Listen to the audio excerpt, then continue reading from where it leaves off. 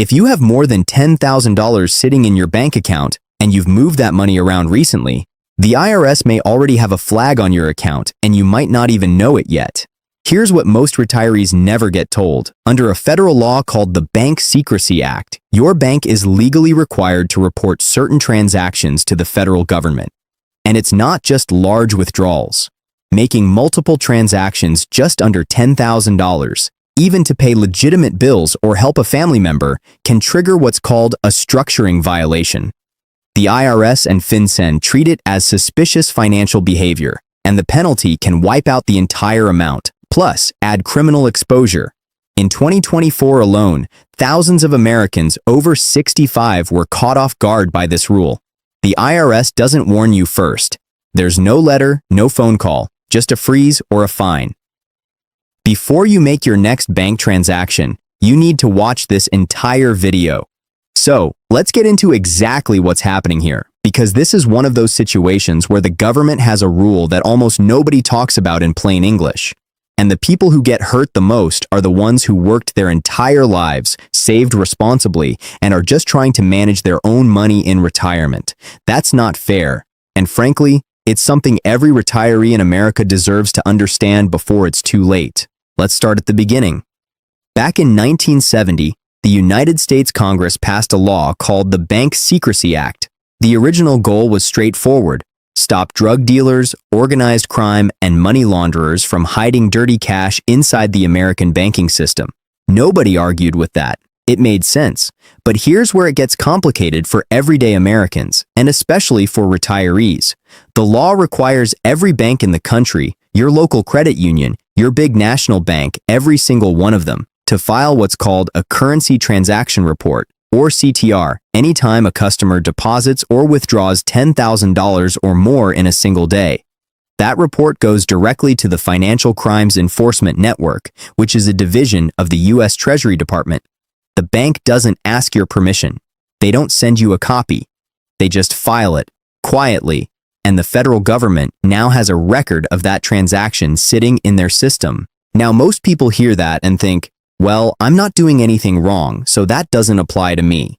And that's exactly the kind of thinking that gets people into serious trouble. Because here's the part that almost nobody knows. The IRS and federal prosecutors don't just watch for transactions over $10,000.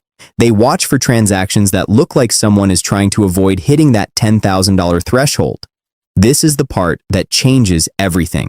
Let's say you sold a piece of furniture, a car, or maybe you received some cash from a family member as a gift. You've got $15,000 in cash sitting at home and you want to put it in the bank. You think to yourself, I'll just deposit $9,000 today and $6,000 next week. That way I don't have to deal with any paperwork. That thought right there, that completely reasonable, logical thought, is the very thing that federal law calls structuring. And structuring is a federal crime. It doesn't matter that the money is completely legal. It doesn't matter that you earned every dollar honestly.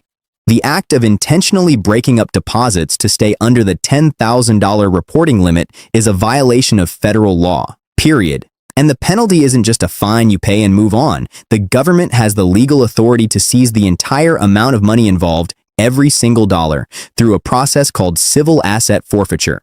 That means they can take your money without ever charging you with a crime, without a trial, and in many cases, without even giving you an adequate chance to explain yourself before the seizure happens. You might be thinking this sounds extreme, like something that only happens in rare cases or to people who are clearly doing something sketchy, but the truth is far more alarming than that. There have been documented cases across the country, reported by the Institute for Justice and covered by major news outlets, where small business owners, farmers, and retirees had their bank accounts seized by the IRS simply because of their deposit patterns, even though their money was 100% legitimate. In one well-known case out of Iowa, a family had over $30,000 seized from their bank account. They were never charged with any crime.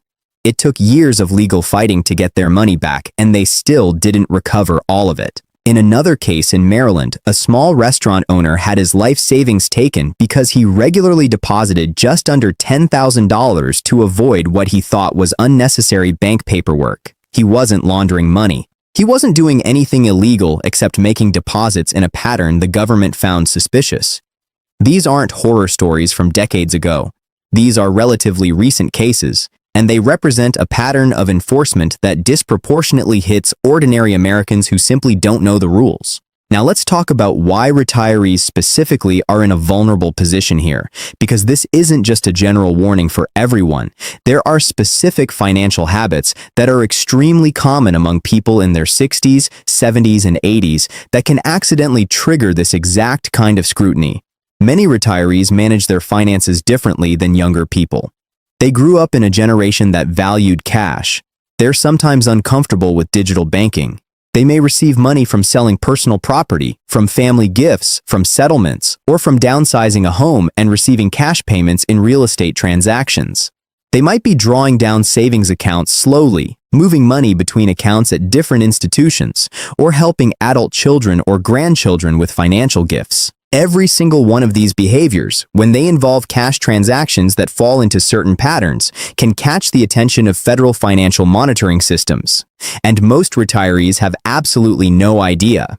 There's also a second layer to this that involves something called a Suspicious Activity Report, or SAR.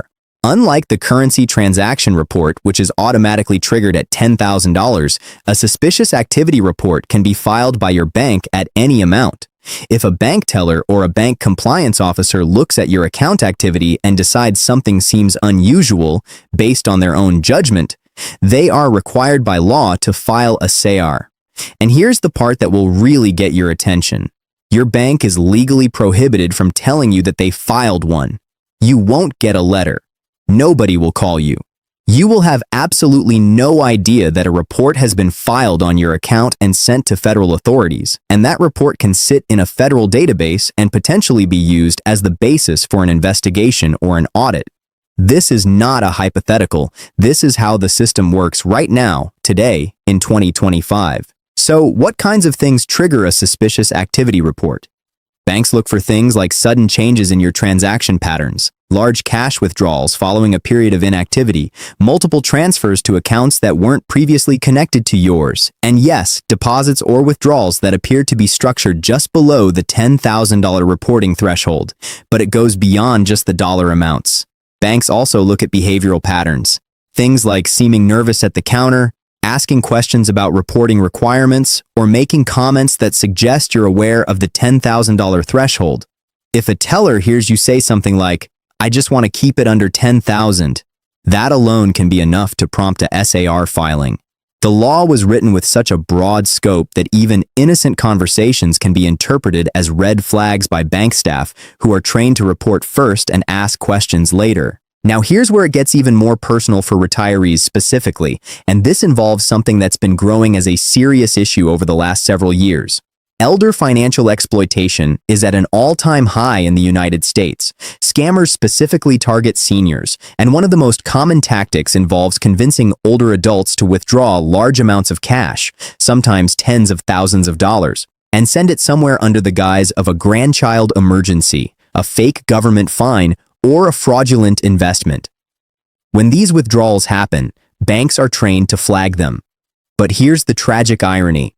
Sometimes the bank's report to federal authorities doesn't help the victim quickly enough, and in some cases, the victim's own account gets flagged for suspicious activity even though they are the one being scammed. This creates a situation where a retiree who has already been victimized once now faces additional scrutiny from the government simply because their account showed unusual patterns during the time they were being defrauded. It is an incredibly painful and unfair situation, and it happens more than people realize. Let's also talk about what happens when the IRS actually does open an investigation related to your bank activity. This is not like getting a letter about a math error on your tax return.